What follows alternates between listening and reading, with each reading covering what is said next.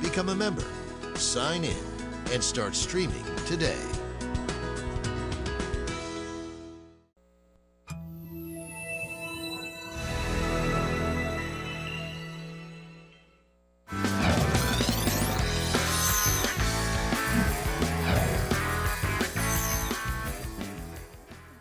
Hi, everybody. Welcome to the February 14th, 2020 edition of Colorado Inside Out. I'm your host, Dominic Dezzutti. Thank you very much for joining us, and happy Valentine's Day. Let's get a quick take on the Denver City Council passing an ordinance that showed a little love and would allow pit bulls in Denver through a strict registration program. However, Mayor Michael Hancock announced this week that he is unsure if he will sign it. Patty Calhoun from Westward, as we tape on Friday at noon, we have not heard from the mayor's office if he has decided to sign or veto the bill. If he's going to veto, he has to do it, I think, today, but he might sign it up until Sunday. At least that's the understanding. What do you think Mayor Hancock will do? And even if he does veto it, what do you think the city council will do? Well, I think he'll do whatever Eric tells him to. We're about to hear that. No, that he has until Sunday. We wrote that this morning that he's extended his decision to frame to Sunday, so maybe we'll actually be timely on this show.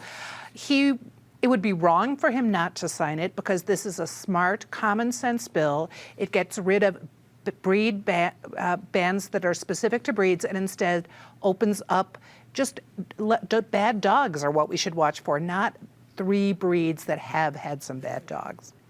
David Copeland from the Independence Institute and DU Law School. David, are you surprised by the mayor's stance on this particular issue?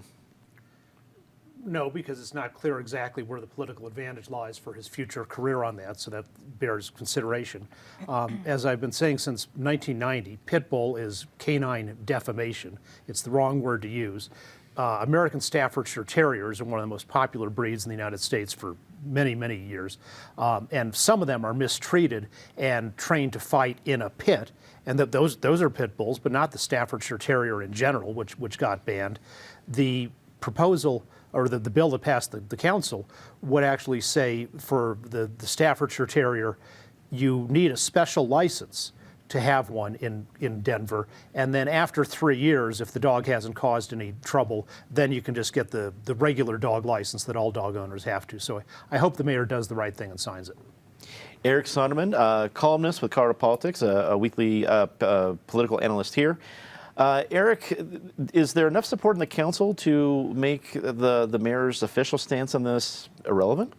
I don't know exactly whether they could sustain a veto. I don't know what Michael Hancock is thinking here. Patty made reference to a column I wrote a week ago, basically saying the third term was off to a start, marked more by malaise than active engagement. I would love to be proven wrong on that over the long span of this third term. Just to mix it up a little bit here, I'll go the other way. I hope he vetoes it. This sounds, with pit bulls, it always sounds like a great idea until something goes wrong. And this one will come back to bite, so to speak. And wouldn't bother me if he vetoes it. I don't have a dog in the fight, so to speak, but we'll see. That was 3 dog cliches in less than 10 seconds. Well done, Eric. Wow, that was great. Leanne Wheeler rounds out the panel from Wheeler Advisory Group, also an Air Force vet. Great to have you back, Leanne. What do you think of Mayor Hancock's stance on this and where the council might go? I believe he should sign, and I know that they're actively counting their votes in the event they need to veto, and word on the street is they have them. All right. U.S. Senator Michael Bennet officially dropped out of the presidential race on Tuesday night after dismal results in New Hampshire. Meanwhile, as primary ballots arrived in Colorado mailboxes this week, the presidential race is heating up. Former Mayor Wellington Webb endorsed Michael Bloomberg. Bernie Sanders announced plans for now an expanded rally this weekend, and more visits from other candidates are in the works. Patty, I realize Colorado felt the burn, and clearly if the rally's expanding tomorrow, that it's still going strong here. But boy, we've seen a lot of ads from Michael Bloomberg, and it's not as if Colorado wouldn't necessarily be attracted to other moderates that are doing well, like Pete Buttigieg. And then there's Michael Bennet, who gave it the good college try, but is out. Take your pick from a variety of presidential issues this week. Well, first, let's admit that I was very wrong when we were at the Academy for Lifelong Learning, and I believe I predicted Michael Bennet might win the Colorado primary. That is clearly not going to happen. I will say probably Bernie will. The interest in Bernie right now in this state, you cannot ignore. The fact that just the announcement that he was coming got everyone saying what they wanted to go. They had to go to a bigger space in the Colorado Convention Center. I am sorry to see Michael Bennet go, because when you could actually hear him, and you could occasionally, people would follow him, he had a lot of good common sense positions. We welcome him back to Colorado. We are glad that he will pay attention to the state for a while, but it's going to be crazy here. We can't feel special that Bloomberg is running commercials in Colorado because he is clearly dropping hundreds of millions of dollars around the states. But we'll see him back. Biden is coming, although he's not doing a public appearance on Monday. He's going to go to a fundraiser at Ken Salazar's. And then Mayor Pete's coming on the 22nd to Aurora. So we will see plenty of people before March 3rd. You're exactly right about that point, that we should not necessarily feel special about seeing Bloomberg commercials. Millions of people are seeing those. You're right.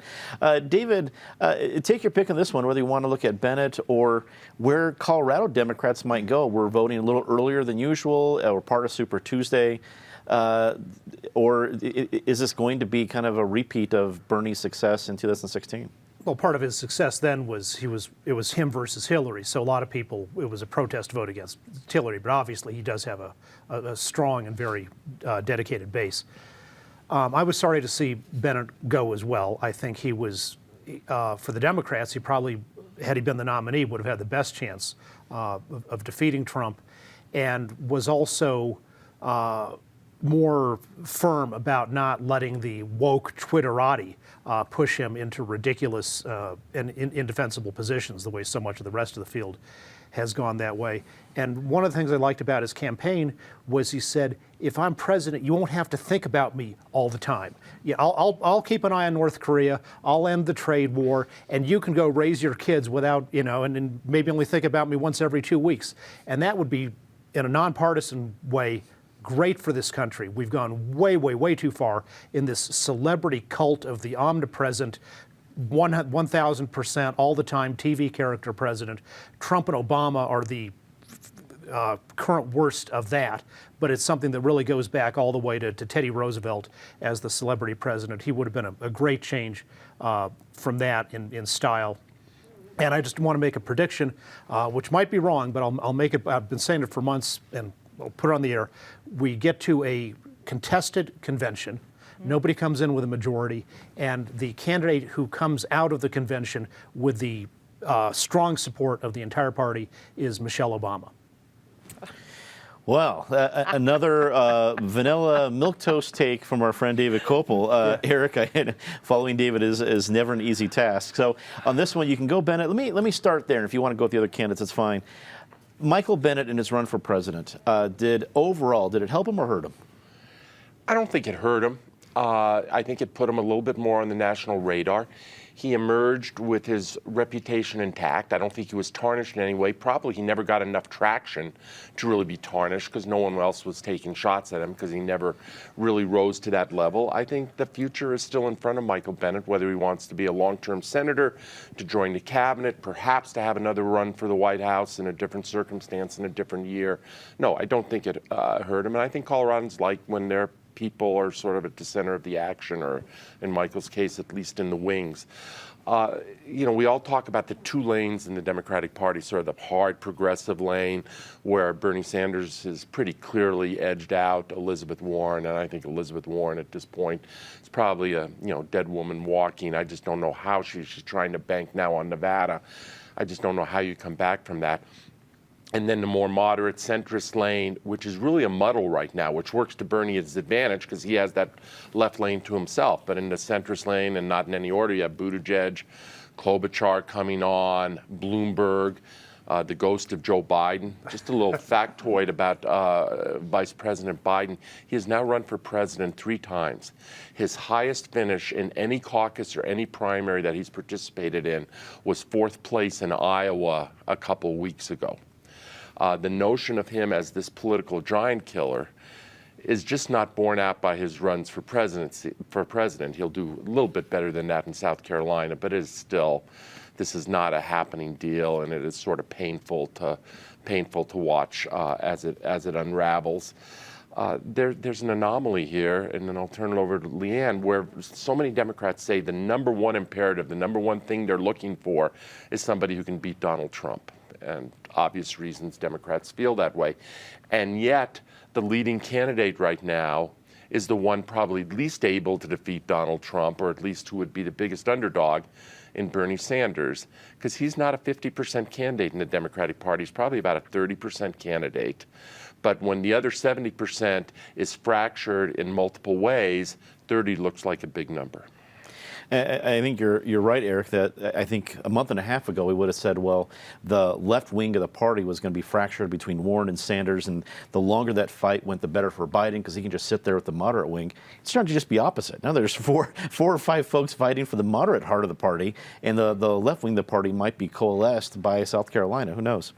Leanne, Colorado would love. It has always been a purple state. We've played back and forth with a little bit bluer shade to it, and I think we like to think of ourselves as important, a swing state. Are we a bellwether for Colorado? Are we a bellwether for the West? And does that mean we're going to start seeing a lot more presidential candidates even past Super Tuesday?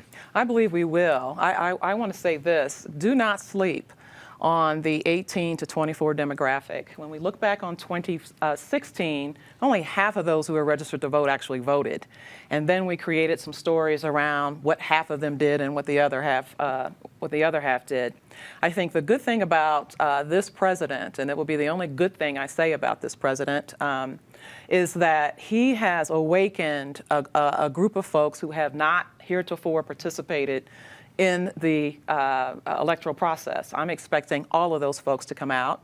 I'm not surprised, having finished up my Air Force career in Colorado Springs, that we're seeing certain candidates land there and spend time there and get out, and others hit the metro area, specifically Aurora, where Bloomberg just opened an office next door to my barber.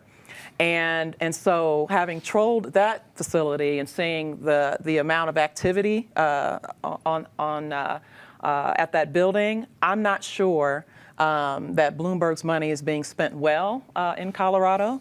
I know that, I agree with you, David, we are in a reality television kind of a world right now around this presidential election, and they're trying to set up this battle of the titans or the battle of the billionaires or something. And I'd like to think that there are folks who are stealthily considering what they will go do, and that they will go do the opposite of what the rhetoric and the reality TV presence of this presidency is doing. The Colorado State Senate Judiciary Committee passed a bill to limit the number of out-of-state inmates and study the impact of closing private prisons after adding various amendments to the bill this week. David, I'll turn to you. This bill went through seemingly a roller coaster of changes.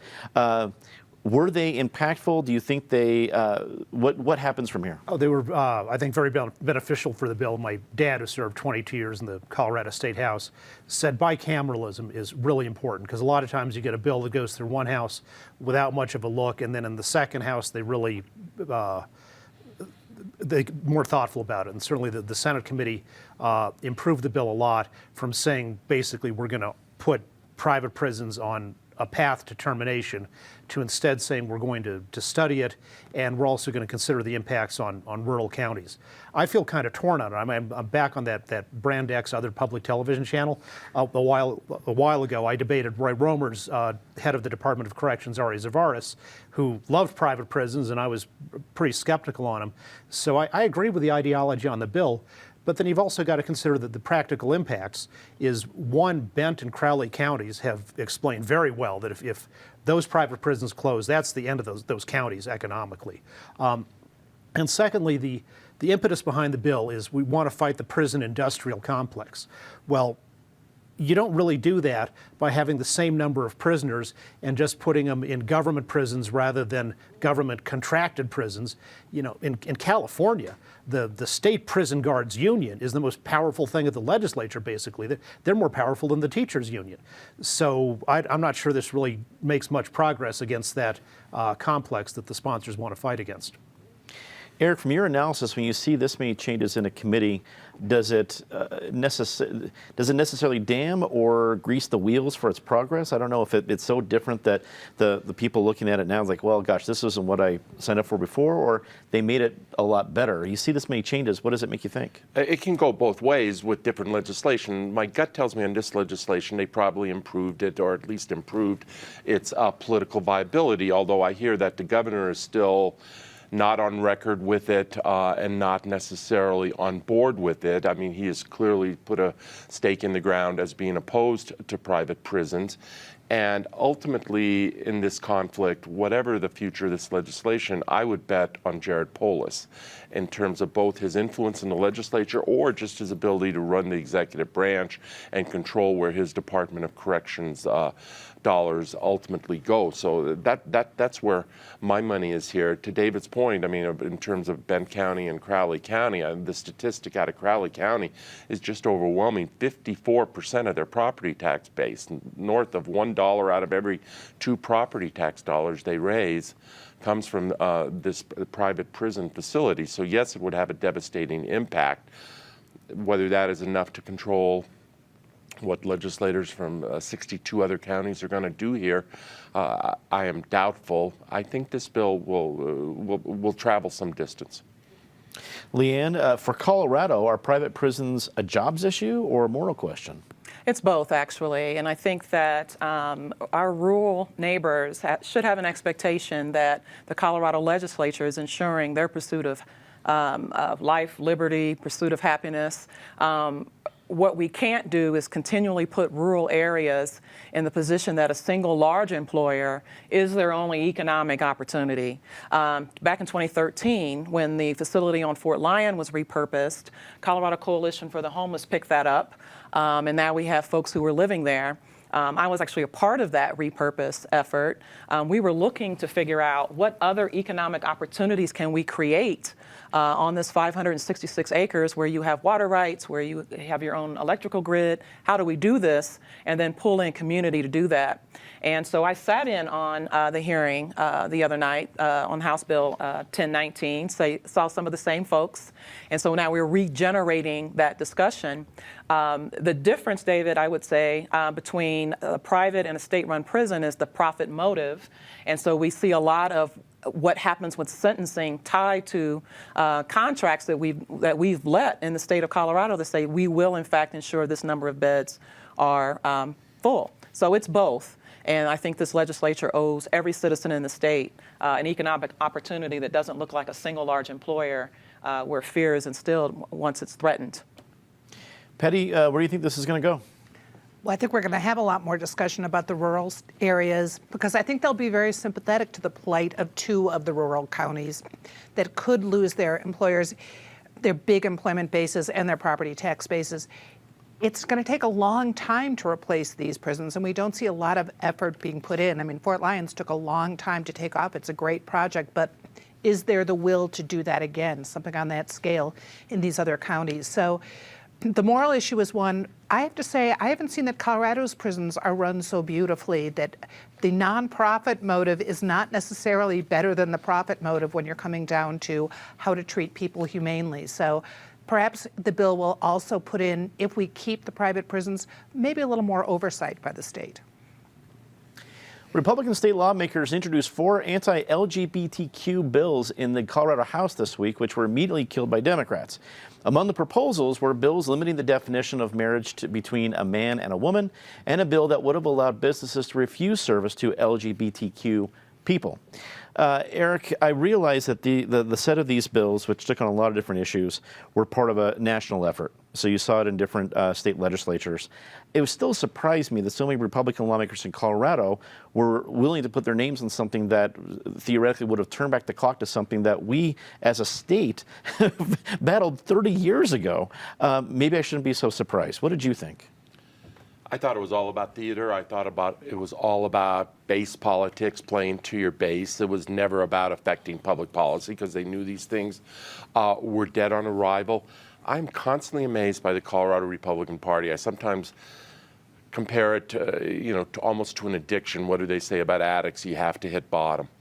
And the Colorado Republican Party has been on a downward trajectory here since the early 2000s, with only very minimal blips where they would win something. You would think 2018 would be bottom. I mean, they just lost everything there was to lose. It wasn't close. There are now as many Democrats in the Colorado State House as there are Republicans in the State House and State Senate combined. That speaks to the size of the Democratic majority. And yet they continue to play around with foolish stuff like that to try to appease not their entire base, but a specific element of their base. I think there is one caution in here for Democrats and for advocates and supporters of gay rights, which is increasingly the gay rights agenda, gay marriage, stuff that has been fought and those battles won over past years is becoming defined by the transgender movement. And I think that is somewhat tougher political terrain for liberals to fight on. And I think you may even see that play out over the course of this year. So that's a small yellow caution flag, but this still ends up accruing to the Republicans' detriment. It doesn't help them win suburban seats and other seats they need to try to come back here. Leon, I looked at this and I realized that parties in the minority submit bills doomed for failure all the time. And they do it quite often, as Eric pointed out, for their base. If I were a Republican in Colorado, I'd be pretty offended by the idea that we're going to try to really reinforce your vote by trying to get us back to a law that was overturned by the United States Supreme Court. And there's probably details that are different there, but it's still, we're arguing things from 30 years ago. Is this something that, while might appeal to a certain part of the base, ends up further turning off those 40% of Coloradans that are unaffiliated? It does. As an unaffiliated voter in Colorado, I'm completely turned off by efforts like this. I think there is a general sentiment that the party will help bolster some of these runs for re-election, and they wanted to be on the right side of their history that way. I sat in on some of those testimonies on yesterday, and I can tell you that the more constituents spoke, and the more that folks who are affected negatively by such legislation even being proposed, they did what they had to do in those hearings yesterday.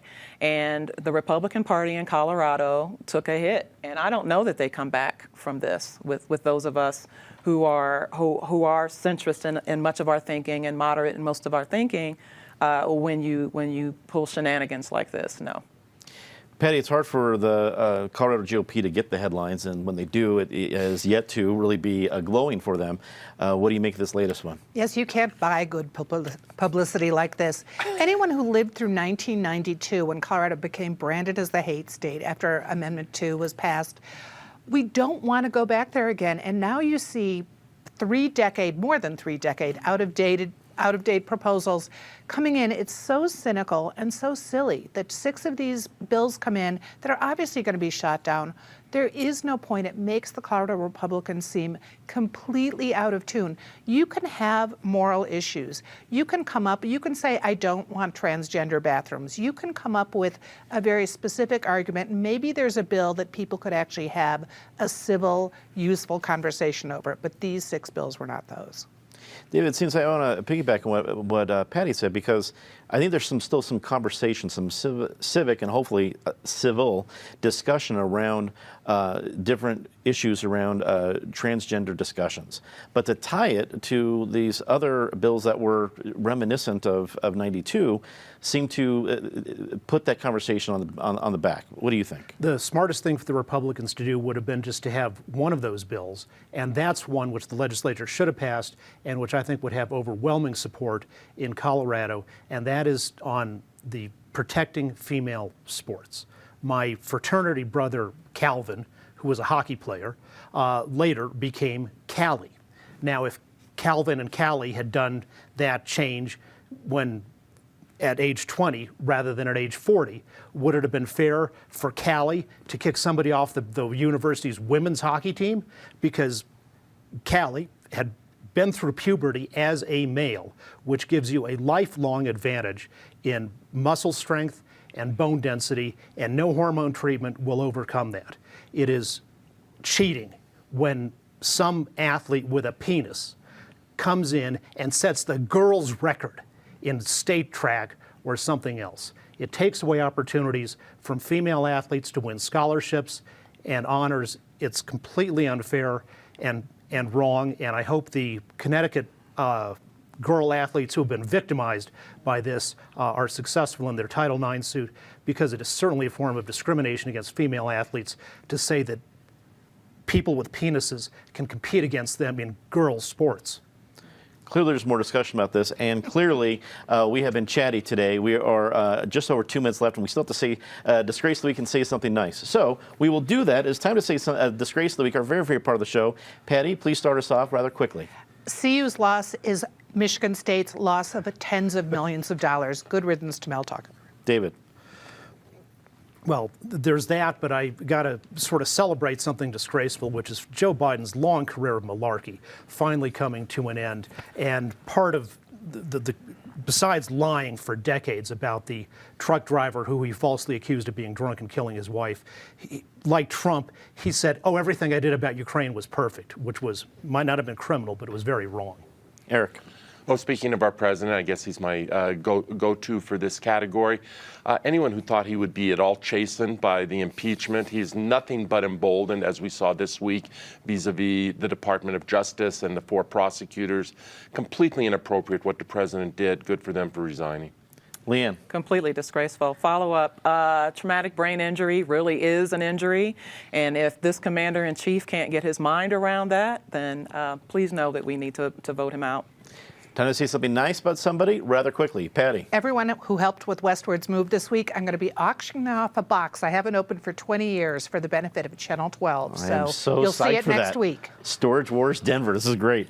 David. Well, that was actually also mine as well, and Patty's article in Westward about the history of where they moved. It shows they keep on moving and apparently gentrifying the neighborhood and then making it so expensive they can't afford to stay there anymore. So if you want some good real estate investment for the next 5 or 10 years, buy the new block they're moving into. Here, here. Eric.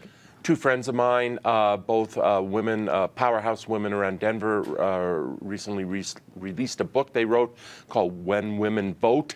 Amber McReynolds and Stephanie Donner, very well done. Leanne. Second Chance Center is staging 50 units for unhoused neighbors beginning Monday, February 17th through the 24th. We would love to have all hands on deck for that effort. Before we go tonight, I want to remind you that you can catch our special Colorado Inside Out on the road tonight at 9 p.m. We taped at the Academy for Lifelong Learning, and we had a great discussion. Then we spent a good 30 minutes taking questions from the audience. If you miss it tonight, go to cpt12.org and check it out online. That's all the time we have for this episode of Colorado Inside Out. For everyone here at CPT 12, I'm Dominic Dezzutti. Thank you so much for watching. Good night.